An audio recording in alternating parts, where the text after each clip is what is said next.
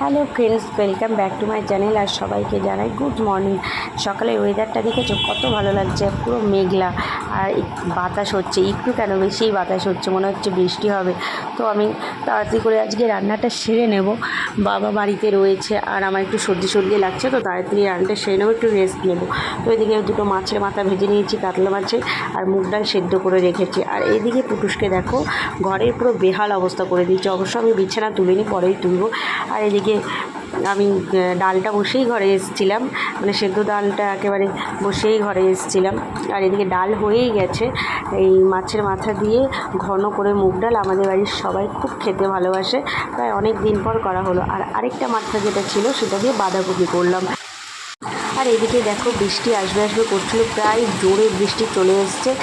মানে ওয়েদারটা এতটাই ঠান্ডা হয়ে গেছে, আমি শুধু ভাবছি কখন স্নান পুজো করে খেয়ে দিয়ে শোবো। আমার বৃষ্টির দিনে না শুতে ভীষণ ভালো লাগে, আর কিচ্ছু ভালো লাগে না, শুধু শুতেই ভালো লাগে। তো যাই হোক, তাড়াতাড়ি করে রান্নাটাও সেরে নেব। আর এদিকে আমার বাঁধাকপি হয়েই গেছে, সব রান্না কমপ্লিট। এবার শুধু স্নান করে পুজোটা করব।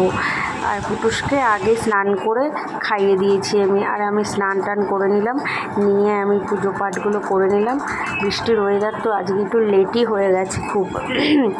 তাও পুজোটা না করলে মনটা খুব খুঁতখুত লাগে। আর এদিকে পুটুসকে দেখো, পুটুস তো পুরো খাওয়া দাওয়া সব কমপ্লিট হয়ে গেছে, স্নান টান।